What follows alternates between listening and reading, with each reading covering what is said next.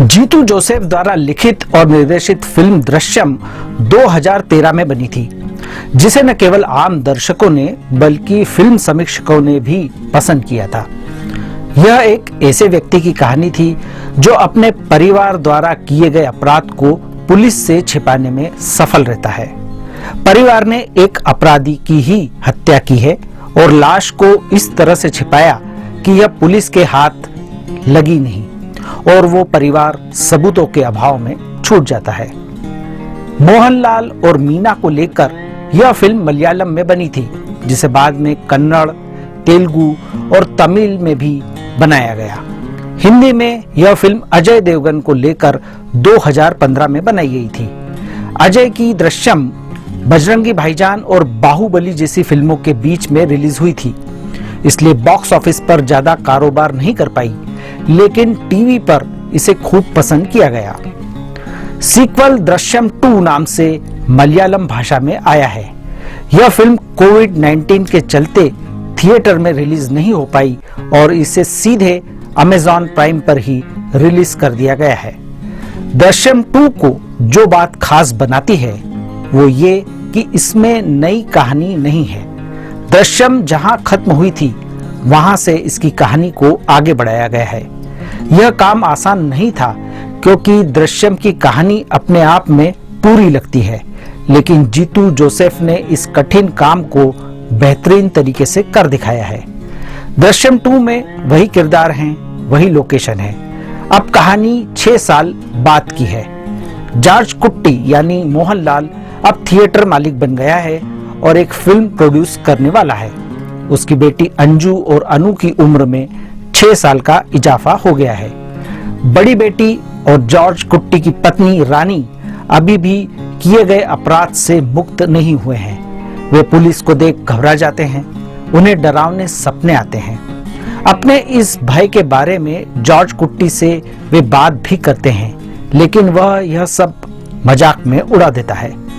परिवार को जॉर्ज कुट्टी कहता है कि चिंता की कोई बात नहीं है और पुलिस उसे कभी भी पकड़ नहीं पाएगी। कहानी पर इससे ज्यादा बात नहीं की जा सकती है क्योंकि सस्पेंस खुलने का डर है। कहानी में थोड़े अगर मगर जरूर हैं, लेकिन लॉजिक कभी नहीं खोती। फिल्म लॉजिकल तो है, लेकिन कुछ घटनाक्रम विश्वसनीय नहीं है और इस पर बतौर लेखक थोड़ी और मेहनत की जा सकती थी, लेकिन ये छोटी कमियां हैं। स्क्रिप्ट बढ़िया तरीके से लिखी गई है और निर्देशन इतना सधा हुआ है कि पहली फ्रेम से आखिरी फ्रेम तक फिल्म आपको सीट नहीं छोड़ने देती। जीतू जोसेफ ने अपना समय लेकर तल्लीनता से फिल्म को बनाया है। शुरुआती कुछ मिनट उन्होंने किरदारों को उभारने में लगाए हैं, क्योंकि कुछ नए किरदार भी जोड़े गए हैं। जॉर्ज कुट्टी के परिवार की सोच को अच्छे से दर्शाया है। कुछ पारिवारिक दृश्य दिल को छूते हैं, साथ ही सस्पेंस और थ्रिल को भी बनाए रखा है। कुछ दृश्यों में तो उन्होंने इस तरह से चौंकाया है कि दर्शकों को मजा आ जाता है। फिल्म में हर बात को विस्तार से समझाया गया है, तर्क प्रस्तुत किए गए हैं। मसलन जॉर्ज कुट्टी ने अपराध तो किया है, लेकिन सजा उसे भी मिल रही है। हीरो भाग्यशाली है तो इसमें उसका कोई दोष नहीं है। लेखक के रूप में जीतू जोसेफ ने सभी बातों पर बात की है कि ऐसा है तो क्यों है। थोड़ा घटनाक्रम पर भी वे मेहनत कर लेते थे तो फिल्म की विश्वसनीयता बढ़ जाती। ट्विस्ट अनपेक्षित हैं जो मजा देते हैं। फिल्म में मनोरंजन भी भरपूर है, सस्पेंस बांध कर रखता है और आखिरी के 20 मिनट तो ऐसे हैं कि आप पलक झपकने की हिम्मत भी नहीं करते हैं। निर्देशक के रूप में जीतू प्रभावित करते हैं। उन्होंने दृश्यों को गहराई के साथ पेश किया है। कुछ दृश्य लंबे और कहानी में फिट नहीं लगते, लेकिन क्लाइमैक्स में पता चलता है कि वे कितने महत्वपूर्ण दृश्य थे। दृश्यम 2 को उन्होंने पहली कड़ी से अच्छी तरह से जोड़ा है।